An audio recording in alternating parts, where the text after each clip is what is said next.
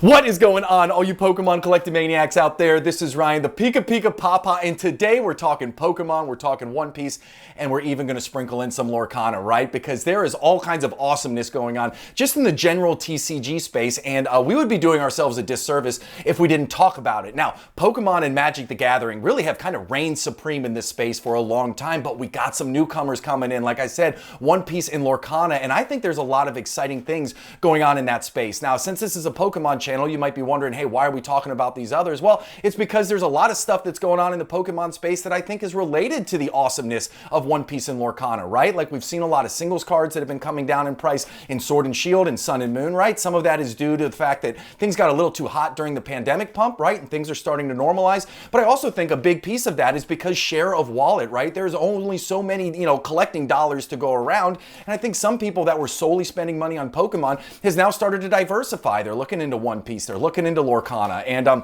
I think that's a good thing. If the expectation from watching this video is for me to tell you like, hey, this is the definitive answer, this is what you should invest in the next 5, 10, 15 years to maximize your gains, like I can't tell you that, right? I don't have a crystal ball, I don't know what's going on, but I do think that we can have a really intelligent conversation here, and I think that we can all learn a lot, and I think that we can all also get to a better understanding of what's going on in the Pokemon market and why it matters, right? I did a video the other day on some Scarlet and Violet singles that I think are currently undervalued. Well, some of that is because I think a lot of people are spending money on these other things like One Piece and Lorcana. Again, it's not a bad thing at all. It's just how the market is right now. I think these booster boxes that we're seeing from Pokemon, right? The booster boxes are selling for, heck, high 80s, low 90s for a lot of them right now. But again, I think that's because Pokemon printed to their normal demand. But what happened is share of wallet, right? Some people are buying One Piece booster boxes instead of Pokemon. Some people are buying Lorcana booster boxes instead of Pokemon. I have several Lorcana first edition booster boxes, right? Because I think that they're going to be, or the first chapter booster boxes,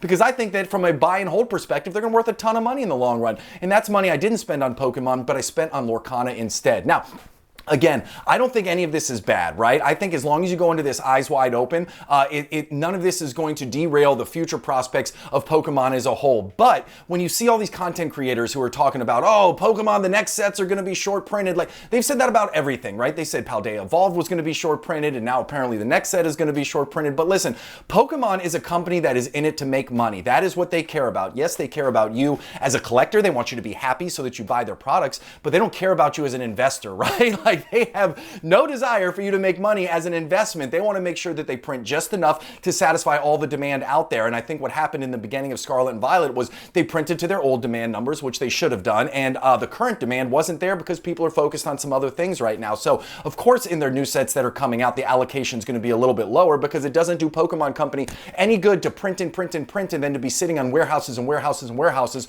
full of products. So we're going to talk about One Piece. And like I said, I'm going to layer in a bunch of Lorcana as we go through here. And I'm just excited to have a genuine conversation about these three awesome titans here in the TCG space. So as I always say, I got to sell out a little bit, but hey, if you enjoy the content and you like this stuff, hit that subscribe button if you haven't already. Give us a thumbs up if you like it. If you have questions or comments, drop them down below. And that's really important for this video because I am in no way, shape, or form a One Piece expert. So there's a lot of you out there who probably know a lot more about One Piece than I do. So if you know something that I'm not mentioning, drop it down below so we can all learn together. So with that out of the way, let's get into the first thing that I wanted to talk about.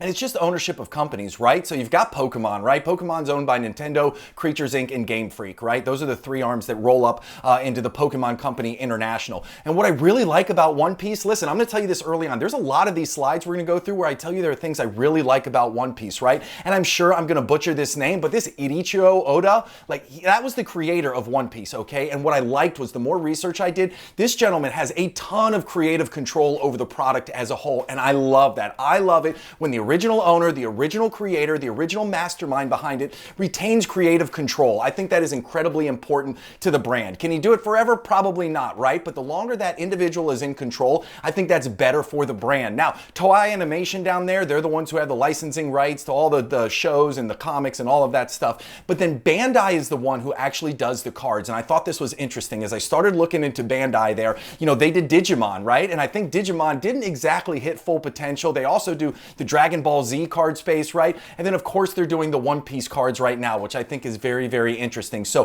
what I like about Bandai is actually what I disliked about Ravensburg, right? Ravensburg is the one who's doing the Lorcana stuff, and Lorcana I think is unique because it's Ravensburger's very first venture into the card space, right? But I like the fact that Bandai has been in the card space for a while. Like, hopefully they've learned some lessons from these other games. Like, I think Digimon didn't end up being quite as epic as everybody had thought. So hopefully they've learned some lessons and they can apply it to One Piece. That is incredibly valuable, right? Like, I will take experience all day long. So I love the fact that they've been doing this for a while. Will they repeat some of the old mistakes? I know there's a lot of people who think that they've handled a couple of these card games not as well as they could have. Hopefully not, right? It's all about growing. It's all about experience. So for me, this is actually a thumbs up in the One Piece space. I love that Bandai has done this before, and I'm hoping that they've learned some important lessons and that they're applying it into the space right now. So the other thing I wanted to talk about is just the overall size of these franchises, and this was something that was really, really interesting to me, and I truly had no idea, was that Pokemon, One Piece, and Yu-Gi-Oh! Like,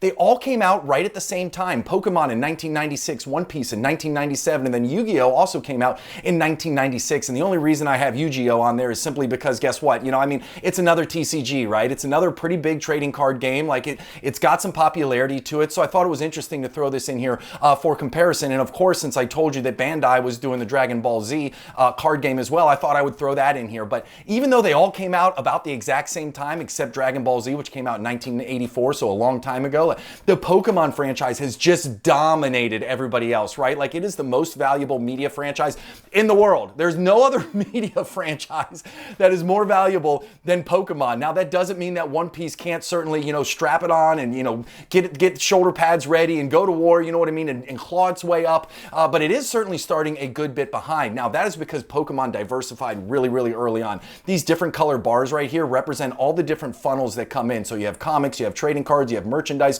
you have video games, right? Like, obviously there's movies in here. When you look at Pokemon, like, yeah, primarily it's merchandise and you got video games in there, but trading cards in there, right? And there's all kinds of different things that feed into that Pokemon. You look at One Piece is primarily driven by comics up to this point, right? Now they're just starting to get in the trading card game, right? So that's exciting. That gives them an opportunity to grow that piece of the pie, you know? I think Yu-Gi-Oh! Kind of is where it is, and obviously Dragon Ball Z, the game's been out for a little while. I don't see that gaining a lot of traction, but I do like the fact that One Piece has this opportunity now to open and expand its borders, right? And go ahead and add more things. Now, I told you we were going to talk about Lorcana a little bit. So when you think about what that Disney franchise has that these other ones don't, look over here.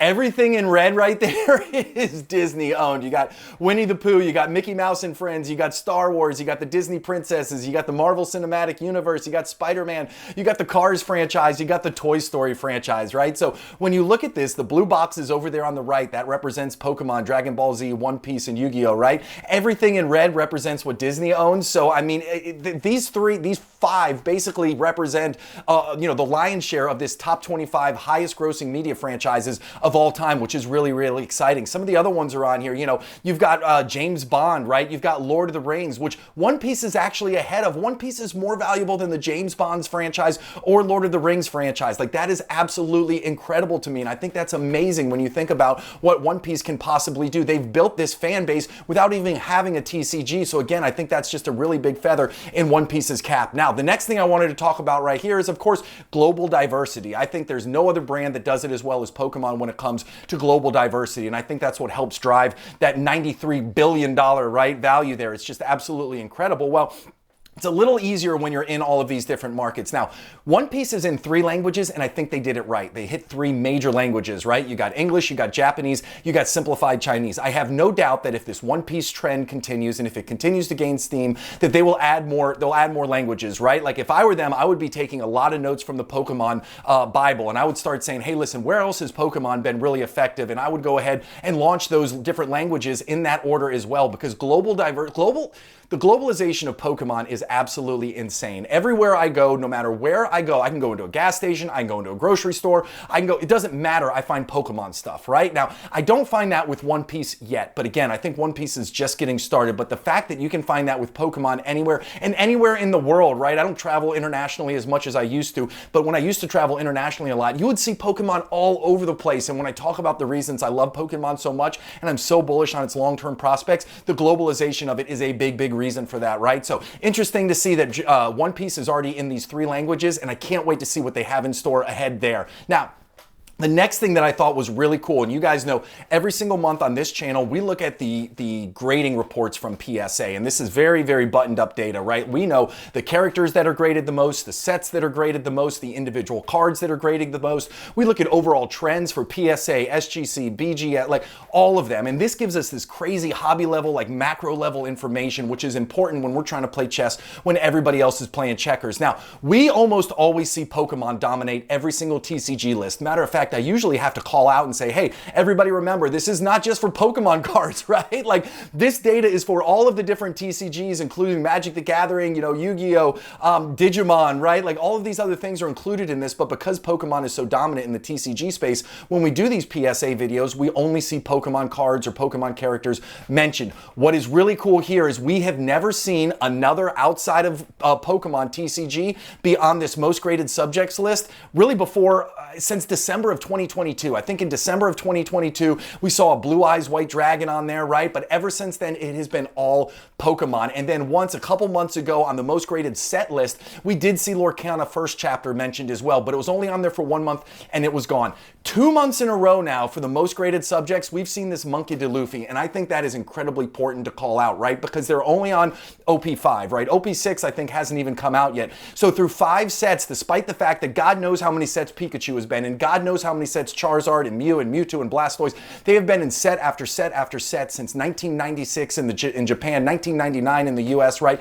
Monkey D. Luffy, right, has only been out for a couple years, right? Only in 5 different sets, but the volume of grading is so much for that individual character from the One Piece set that they have been on this list 2 months in a row. I'm going to tell you right now, that is incredibly impactful. This is such a hard list to show up on, especially when you're really early into your TCG life, like One Piece is. So the fact that this card, or this character, excuse me, has been on here 2 months in a row, I think is incredibly powerful. And I'm very excited to get the next PSA grading report and share it with you guys, because if Monkey is on here 3 months in a row, I don't know what I'm going to say. It's just going to be absolutely incredible. But look how high on the list it is as well. I feel very strongly that we'll probably see 3 months in a row. And again, that's just another feather in One Piece's hat. Now, next thing we're talking about right here is I went ahead and pulled the booster boxes and the prices for these 2 sets, because I think that Lorcana first chapter and the One Piece OP1 is very important to look at, and kind of how they perform. So, you know, the other thing that I wanted to call out too is how many sets have been launched, because I felt like, for whatever reason in my mind, I thought, hey, there's been a whole lot of One Piece sets launched, right? Like, they're just about to launch the 6th one in March, right? OP6 is going to launch in March from what I heard. And I was like, man, that's a short amount of time. But when you look at it, really Lorcana, One Piece, and even Pokemon kind of followed the exact same suit, right?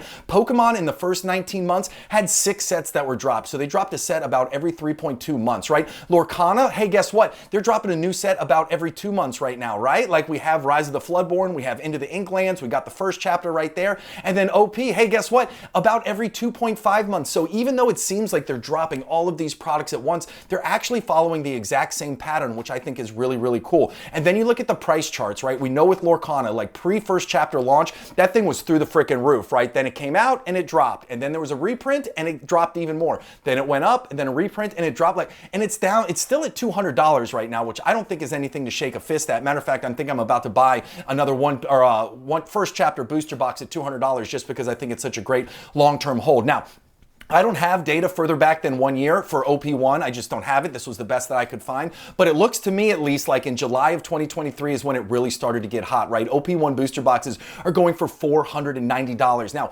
Bandai has come out and said that they are going to do a reprint. They didn't say what they're going to reprint. They didn't say which sets they're going to reprint. I really hope they don't reprint OP1, because I know a lot of awesome collectors and investors out here in the TCG space are holding it. And again, I just think that has the opportunity, that OP1 set, if they don't reprint it, has the opportunity to be a great buy and hold for the long term. But we shall see, and it's going to give us some idea into what Bandai's overall mindset is and kind of what their mentality is. If they reprint all the way back to OP1, it is going to be a big, big red flag for me, and I'll be very concerned. However, I'm going to say this, I don't think they're going to do it. I can't see them do it. I think they're smarter than that, right? We talked about lessons learned from the first set of Digimon cards that they did. Hopefully they'll learn that, and they're not going to go ahead and reprint OP1, because I think that'd be absolutely crazy. Now, the very next one we're going to talk about, and the last slide here, is I thought this was a very cool time to do this video, because 25 years ago, Time put Pokemon on the cover of its magazine. Now, that might not seem like a big thing, but guess what? It was really interesting because when they put it on the cover of their magazine, it was not a positive spin. Like, they talked about kids becoming obsessed with the card games and falling in love with the video games. Like, it really was not a good a conversation. It was saying, hey, is Pokemon really good for the US? Like, is this something that we think that everybody could benefit from? But guess what? Now, they say it's great, right? Now they're back on the cover of Time magazine, except it is nothing but positives. They're talking about the amazing worldwide impact that Pokemon has done, and I think that it's just really hard to dethrone Pokemon. That doesn't mean that there can't be another great TCG set. Doesn't mean One Piece can't be great. I think One Piece has a very bright future. I'm a big Disney person. I'm a big believer in Lorcana. Doesn't mean that they're going to be the best investments in the long run. I think the first edition of everything, I think OP1 and I think the first chapter from Lorcana are just going to be great no matter what happens. I think when we look 5, 10, 15 years down the road. But I will say this, it is very hard to catch lightning in a bottle twice. But the one thing that I like about One Piece is there has been so much time since the Pokemon game came out to when One Piece came out, right? You have 1996 when the base set came out in Japan. Then you have 1999 when Pokemon base set came out here in the US. And now here we are, you know, last year was when we first started to see OP1 hit the markets. And there could be a little bit of Pokemon fatigue, which could be great timing for One Piece. Again, I've talked about this at length. There needs to be some new characters need to gain life. Like, look at this. The 4 characters that are on the cover of the Time magazine now are the same 4 that we've been talking about since 1996 and 1999. Like, I don't know what it's going to take for Pokemon to find some new characters that everybody falls in love with, but I think that's going to be critically important. And I know that the game brings all kinds of great ones to life, but I really want to see some that the collectors and investors get equally excited about. I do want to caution everybody, right? Production now is going to be higher. I don't want anybody to think that any of these OP1 or the first chapter booster boxes are going to perform like first edition base set booster boxes. It's just not going to happen, right? There's more buy and hold collectors. There's more sealed collectors now than there ever was back in the 1990s, right? However, I will say this, like I said earlier, the very first editions of everything goes very, very well. I have a lot of faith that they will give you solid returns. I don't think that they're going to turn into $250,000 sealed booster boxes in 25 or 30 years. I don't think there's any chance of that happening, but I do think that if you're looking for some good returns, I think that you're going to do really, really well right there. And I do think share of wallet is important. I think the share of wallet, the fact that other people are heading into One Piece, other people are heading into Lorcana. If you are a diehard Pokemon person, which I am, besides my Lorcana first chapter booster boxes, I'm going to have one booster box of every single set of Lorcana, but really that's it. I'm still spending most of my attention on Pokemon. I think the fact that other people are going to be looking in other areas is going to provide people like me and you and a lot of people watching this video the opportunity to pick up some really awesome cards at some really great prices, and I don't think that's going to change for at least another couple years. So I really like that. I like the opportunity that it's presenting from us. And also, when I'm an investor, like if I try and focus on too many things, if I try and be a One Piece expert and a Lorcana expert and a Pokemon expert, I can't do that, right? I am very much the type of person who I do a ton of research going into something, and then once I latch onto it, I'm stuck on it because I want to be a subject matter expert. I've told you, that's why this channel exists, right? I want to provide all of you with the best data possible, so when you make decisions, it's as informed as it can possibly be. Doesn't mean we're going to make the right ones all the time, but I'm all about providing the data behind it. And listen, I'm also not somebody who's into new risks and new hypes, right? Like whenever the GameStop was going on and AMC and, you know, Diamond Hands, right? Like that just wasn't me. I loved watching people do it. I thought it was a very exciting time. I hope a lot of people watching this channel made a lot of money, but that wasn't for me. You know, I'm not big into cryptos or NFTs or anything like that. Like that's just not in my wheelhouse. It's not that I won't expand into it in the future, but all of that is too new, too unproven, and just too unsure for me. Now, I know a lot of people out there love crypto, so I hope you're out there mining your butts off and making a ton of money, but it's just not for me. So with all of that being said, listen, I think this was a ton of fun learning more about One Piece, talking about Lorcana, talking about Pokemon. I don't think any of this is particularly good. I don't think any of this is particularly bad. I think it's just the fact of what's going on in the market right now, and all of us should be aware of it. So if you enjoyed this content, hit that subscribe button. If you have questions or comments, drop it down below. Hey, and if you thought it was pretty cool, give us a thumbs up. I thank y'all so much for watching. I hope you have an epic one, and I will talk to you soon. See you later, buddy. Bye.